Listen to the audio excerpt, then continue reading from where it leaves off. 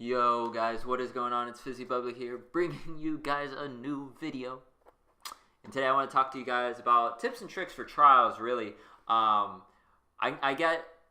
been getting messages, and my friends have been asking me, hey, do you have any tips? I saw you play such and such the other day. You guys came out on top. What'd you guys do to help you? If you guys don't know, I like to run trials just by myself. I don't like playing with my friends when I'm trying to not necessarily do carries, but help. Reason being is because it allows me to meet different people in the community. It's fun.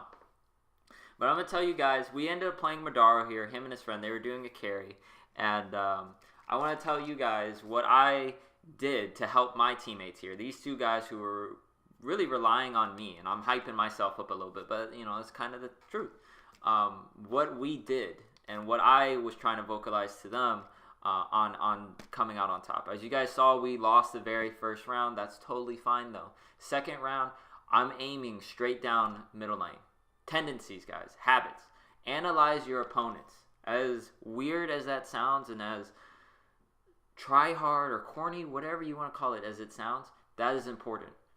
You're going to be able to read your opponents right off the first round. You're going to see who's doing what, who has a habit of doing what. And then throughout the rest of the rounds, you'll be able to tell really if it's something they do constantly or is it just a one-time thing. What I noticed is that Madaro here likes to push very aggressive. He likes to jump through angles. And that's one thing I'm telling my teammates. Look for him. He's going to be the guy that pushes up. So we're analyzing them. We're trying to figure out who's doing what is happening. And one thing that we made a mistake here, guys, is collapsing. We played way too timid there. That is something you guys need to do. If it's a 3v1, close down on this guy. And I end up going down here too.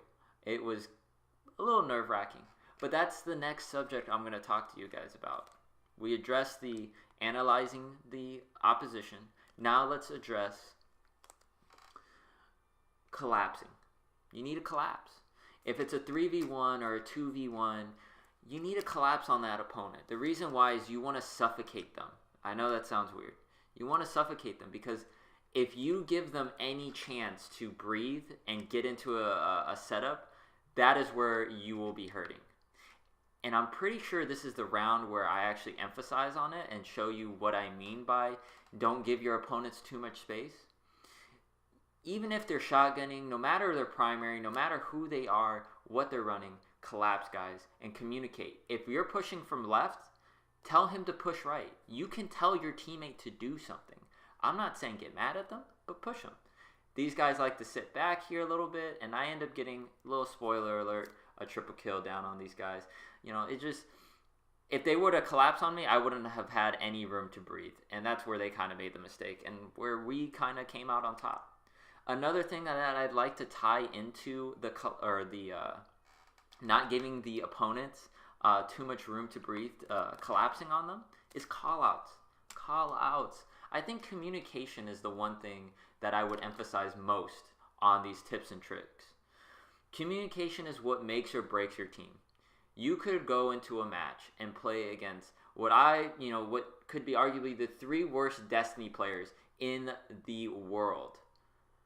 And then you match up the 3 best Destiny players in the world. But if those three best players aren't communicating, there's a pretty good chance that they'll lose. Is it likely? Not really. There's a chance of them still winning. But like I said, communication is key. If I don't know where these guys are, that's where I'm going to suffer. I need to know if they're pushing left, if they're pushing right, where they're sitting at. And that's where when you die, it's important for you to call them out. That's what my teammates were doing there.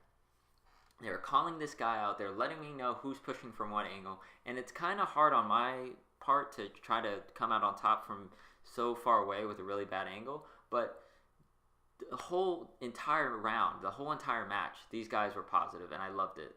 And that's something I will say led to success of this win here. It was a little nerve-wracking, but it was a lot of fun. Communication.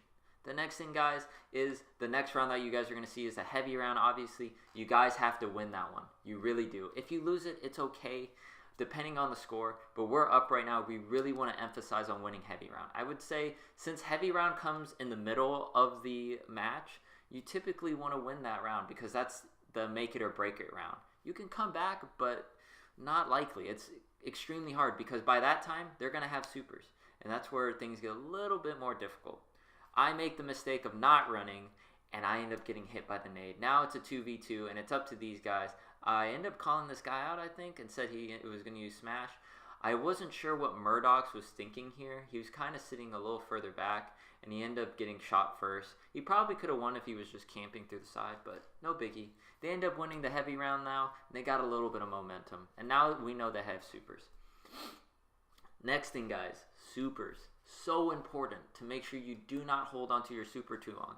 The reason why I say this is, yes, you should use it to shut down other supers or put yourself in an advantage, but if you hold onto your super too long, those are orbs that you should be creating for your team, and you're not, and that can really hurt your team. I'm using tether, so what I want to do is use my tether to kind of group up these guys and get them either one shot or close to being one shot. The other guys are using Smash and a Goldie Gun. But it's a roaming super, so it's two supers that really help shoot down or shut down other supers, and then the other one's a roaming super. Very useful. This is where things kind of get a little iffy. I'm at it again, a 3v1, and I'm just looking for communication. I know I keep going back to it, guys, and you guys are like, all right, enough of the communication, I get it, but I can't stress it enough. It is extremely important that you communicate with each other, because if you don't, you're going to be in situations where you really wish you kind of helped them. Now here, I'm waiting. I make the mistake, guys, and this is where the next thing is going to tie in, and that is playing the res. I left his res alone like an imbecile, and I'm going to hate myself forever for it. And that's the thing, guys. You guys got to play reses. Whether you use your super or not, doesn't matter. You just have to stay alive. Here, I got extremely lucky. I ended up coming out on top, and this guy tethered me, but my tether registered first, and I ended up getting the kill. You got to play the reses. You got to sit back. You got to play a little bit patient. I know it's kind of boring, but you need to do it, and it really helps you in the end. It really doesn't hurt you.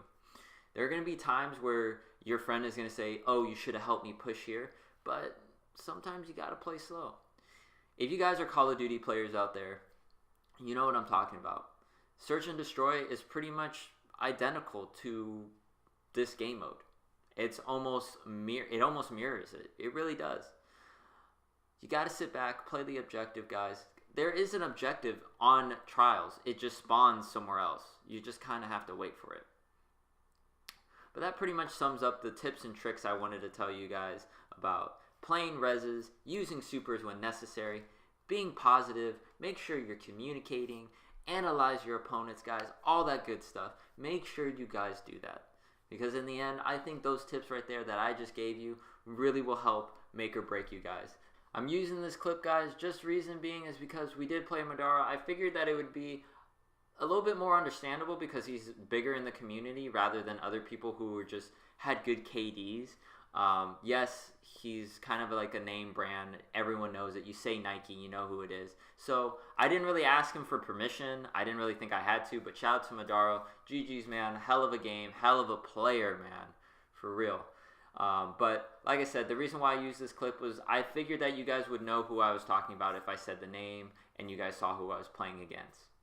Had a lot of fun though, guys. I do this every weekend. I'm trying to do it more often. If you guys did like the video, hit that like button. Lets me know that you guys are enjoying the content. And hit me up down in the comments. You know, say, hey, you know, is this a good tip? Let me know. I like feedback. I'll respond to you guys. I really will. I'll also post my Twitch down below, where you know you guys can check out my stream. It's nothing super crazy, but it is something fun. I like to have fun, guys. That's the most important thing. Yes, winning's important, but fun is too. Sorry there's no live comm in this, guys, too. The sad part about it is that the guys that I was playing with, their mics didn't record. But I hope you guys did enjoy the video, and I'll see you guys later. Peace.